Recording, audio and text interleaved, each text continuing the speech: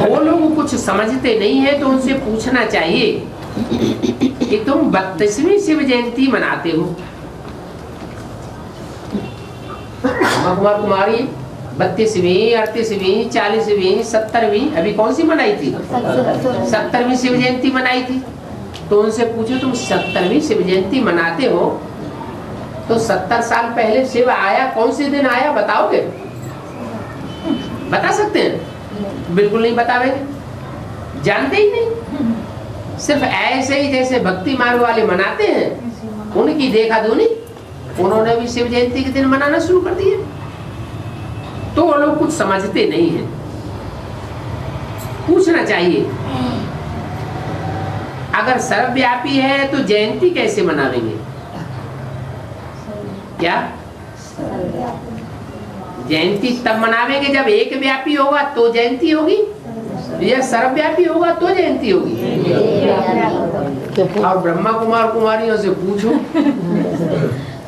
कि शिव बाबा सर्वव्यापी है या एक व्यापी है? वो कहेंगे नहीं सर्वव्यापी नहीं है। फिर उनसे पूछो अच्छा सर्वव्यापी नहीं है तो एक व्यापी कहाँ है? तो जवाब देंगे? उन्हें पता ही नहीं है कि एक व्यापी कहाँ है, तो जवाब कैसे देंगे? तो ये कहती है ना ब्रह्मा की आत्मा में आते थे, आया राम फिर गया राम। तो फायदा क्या हुआ? दादी के तन में आते हैं लोग। अब एक नई बात और सुनाना शुरू कर दी, दीदी दादियों के तन में आना तो सर्वव्यापी हुआ, एक व्यापी हुआ। अगर दीदी दादियों के तन में भी आना शुरू कर दिया, दादाओं के तन में भी आना शुरू कर दिया तो सर्वव्यापी हो गया ना। तो सर्वव्यापी होगा तो जयंती तुम काहे की मनाते? जयंती तो झूठी हो गई ना। जयंती साकार की मनावेंगे या निराकार की मनावेंगे? साकार की जयंती मनाई जाएगी। तो उनसे पूछना चाहिए।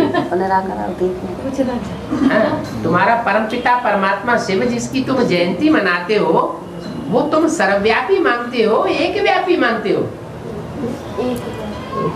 हम एक व्यापी ब्रह्मा के तन में मानते। तुम दादी भी क्यों कहते हैं? जो संदली में बैठता है वही दृष्टि देना क्यों शुरू कर देता है? दृष्टि से सृष्टि भगवान सुधारेगा या मनुष्य सुधारेगा? भगवान ही तो दृष्टि से सृष्टि सुधारने वाला है। दृष्टि जिसकी एवर प्योर होगी वही तो सृष्टि को दृष्टि से प्योर बनावेगा, या अपवित्र दृष्टि वाले प्योर बनाएंगे? मनुष्यों की दृष्टि पवित्र होती है या अपवित्र होती है? अपवित्र होती है। मनुष्य होते हैं सब विकारी, तो दृष्टि भी विकारी। विकारी मनुष्य बैठ करके दृष्टि देंगे और लेंगे तो सारी दुनिया विकारी बनेगी, नहीं विकारी बनेगी? विकारी बनेगी। फिर क्या होगा? जो संदली में बैठा वही दृष्टि देना शुरू करेगा तो कुमारी कन्या है वो तो कोमल होती है, सही। और तो पीछे पीछे भाग खड़ी होंगी कुमारों के, और भाग खड़ी हुई ब्रह्मा कुमारी ईश्वरी विश्वविद्यालय में कितनी कन्याएं भाग खड़ी हुई, लेकिन ये परंपरा गलत डाली गई। किसके द्वारा? उन्हीं देहधारी धर्म गुरुओं के द्वारा ये परंपरा डाली गई जो दूसरे धर्म में कन्वर्ट होकर के व्यभिचार जिन्होंने फैलाया था। द्वापर युग से दूसरे धर्म की आत्माएं आई और उन्होंने व्यभिचार फैलाना शुरू किया। दृष्टि का व्यभिचार, इंद्रियों का व्यभिचार, तो व्यभिचारी बनाया ना सृष्टि को। वो ही आत्माएं अभी यज्ञ में आई हुई है सन 36 से। भगवान ने तो बताया पवित्र बनो, इंद्रियों को पवित्र बनाओ, अब व्यभिचारी बनाओ, लेकिन उन्होंने उसका स्थूल अर्थ समझ लिया। स्थूल अर्थ ये समझ लिया कि इंद्रियों से तो चलो हम संसर्ग संपर्क में नहीं आवेंगे, लेकिन दृष्टि से उन्होंने शुरू कर दिया। तो ये दृष्टि का व्यभिचार जो है, सबसे जास्ती धोखा देने वाली इंद्रियां कौन सी हैं? आंखें। और जो सबसे ज्यादा धोखा देने वाली इंद्रियां हैं उन्हीं के द्वारा संसर्ग शुरू किया जाएगा तो सृष्टि का पतन होगा या उत्थान होगा? सृष्टि का पतन होगा। इसलिए ब्रह्मा के द्वारा सृष्टि का उत्थान नहीं हो पाता। बल परमात्मा शिव ने उनमें प्रवेश किया लेकिन पतन ही हुआ। इसलिए ब्रह्मा के मंदिर नहीं बनते, ब्रह्मा की मूर्तियां नहीं बनती, ब्रह्मा की पूजा नहीं होती। जैसे कि ब्रह्मा कुमार कुमारियों ने ब्रह्मा की दाढ़ी की लाज रखी नहीं, उनका मान मर्तबा खुद उड़ाई दिया। अब बाप कहते हैं उनसे पूछो तुम्हारा परमात्मा सर्वव्यापी है कि एक व्यापी है, तुम क्या मानते हो? वो कहेंगे सर्वव्यापी नहीं है। तो तुम पूछो फिर एक व्यापी कहाँ है? तो बताएंगे? नहीं बताएंगे। या तो कहेंगे दादी में आता है। अच्छा, दादी में भी आता है और ब्रह्मा बाबा में भी आता था।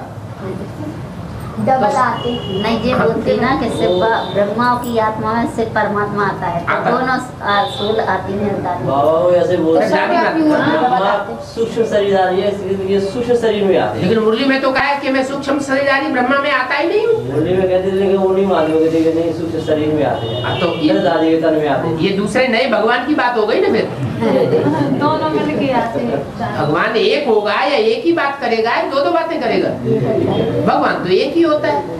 ऊंच ते ऊंच भगवान ऊंच ते ऊंच एक ही बात करता है और एक ही बात बोलता है, और एक बात से ही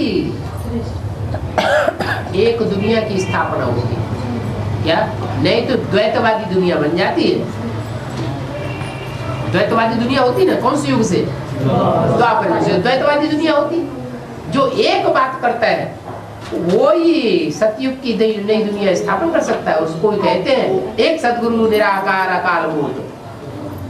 बाकी कोई सदगुरु कहा ही नहीं जा सकता, क्योंकि सारे मनुष्य दो बातें, सारे मनुष्य झूठे हैं।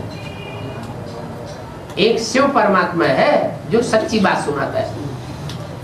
तो उनसे पूछो अगर तुम्हारा परमात्मा बाप सर्वव्यापी है तो तुम जयंती कैसे मनाते हो? सर्वव्यापी की तो जयंती हो नहीं सकती। अगर इसमें भी व्यापी है तो ये तो 14 साल का बच्चा है, 14 साल पहले आया होगा। अगर दादी में मनाते हो तो दादी तो इतने साल की है, तो दादी इतने साल पहले पैदा हुई, तो इतने साल से जयंती होनी चाहिए। तो बुद्धि गबड़ा जाएगी कि जयंती तो साकार की मनाई जाती है, निराकार की जयंती थोड़ी ही होती है। अभी तुम बच्चे पढ़ रहे हो,